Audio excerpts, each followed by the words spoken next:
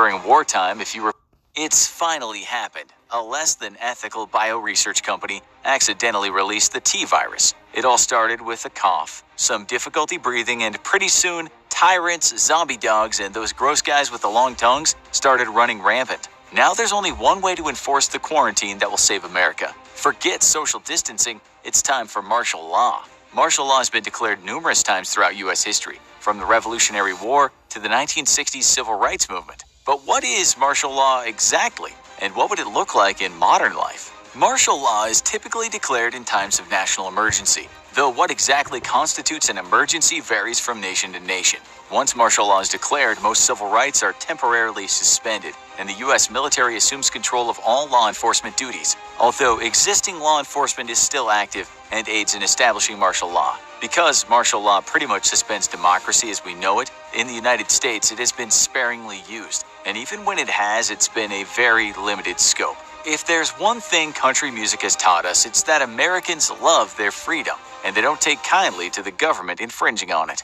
Thus, martial law is only declared in the U.S. for the most extreme circumstances, for times when the military is needed to help maintain law and order.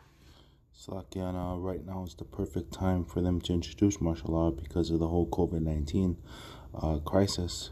This is the perfect time that elites can bring forth the troops in the streets. Recent incidents of martial law include its enactment after the attack on Pearl Harbor, but even then it was only declared in Hawaii and only because an imminent invasion was feared. In the U.S., only the president has the power to enact martial law nationally. Each state governor has the right to enact martial law in their own state individually and enforce it with the aid of federal troops as well as the National Guard. Controversially, though, in 2007, President George W. Bush's administration added a provision into a military funding bill that allowed the president to take command of the National Guard units of each state without the governor's consent. Let's say your city ends up on the T-virus menu.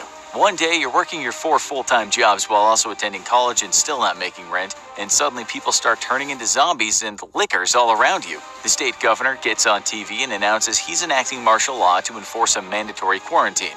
The first thing you'll notice about your new life is that you've got a curfew again. Only this one is much more restrictive and better enforced than the one your parents set up while you were in high school. You're not allowed to be out of your house from 8 p.m. to 9 a.m. every single day. The curfew is meant to control the flow of people, and it makes it easier for law enforcement to spot bad actors. During wartime, if you were violating curfew at 2 in the morning, there's a good chance you were an enemy saboteur. Curfews during a viral pandemic, though, can also help limit the spread of the disease. And if the outbreak is severe enough, you might not be allowed out of your home at all, except on specific days for specific times. A highly restricted curfew could, for instance, only allow you to leave your home for 3 hours every third day. Each part of a city could have a different curfew, and thus the spread of the virus would be highly limited, as only one part of the city would be away from home at any given time. In most nations, martial law automatically suspends all of your civil rights and gives the military complete police and judicial power. In the United States, though, Supreme Court decisions have worked to limit the scope of martial law. And even if martial law is declared, citizens still have a right to a civil trial. The arresting authority of military or law enforcement during martial law, however, is not restricted, meaning that you could be arrested and not immediately charged. And that certainly throws the door open to some very scary scenarios, with police and military arresting individuals as they see fit, and is one of the big reasons why martial law is so rarely declared.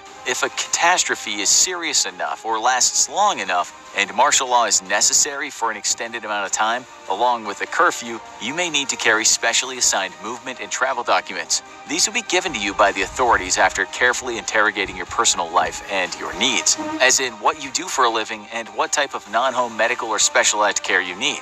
Then the authorities would hand you your documents, which authorize you to either be in violation of curfew or travel outside of established control zones so that you can do things like go to work or get a physical therapist appointment. These documents will typically be very specific about where you're allowed to go and when, helping the authorities to determine if you're in violation of curfew or travel restrictions. During World War II, many Nazi-occupied countries found themselves dealing with German-backed curfews and travel restrictions, necessitating special transit or travel documents. If martial law is declared nationally, you'll need those documents to leave your home city and travel anywhere else, and any foreign travel will have to be approved in advance. To enforce travel and movement restrictions, security checkpoints will be placed throughout your city and strategic areas. If the emergency is bad enough that segregation of the population and tight movement control is necessary, you could even see entire streets closed off and neighborhoods get barricaded. This will be done in order to ensure that there are only a select amount of avenues of travel through a city, which can be all overwatched by a series of security checkpoints. In the United States, elections are protected by the Constitution, and thus martial law cannot stop or impede an election from happening. During the Civil War, despite martial law having been established, there were still 2 major elections. Having strict travel restrictions, though, could certainly impede the democratic process. Want to learn about some of the craziest...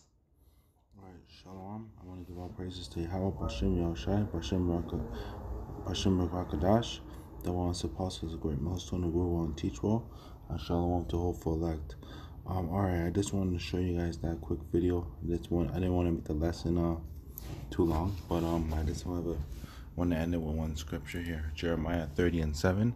Alas, for the day is great, so that none is like it. It is even the time of Jacob's trouble, but he shall be saved out of it. So that's what we're approaching right now. Jacob's trouble, where they're gonna persecute us and kill us for Yahweh Shem Yahushai's name, so they're trying to right now introduce this martial law. Once they introduce this martial law, then that's basically Jacob's trouble. That's basically when they're gonna start their attack, and they're trying to introduce a new world order where everyone gets the RFID chip implanted in them in the near future. I can't tell you when, but it's gonna happen very, very soon.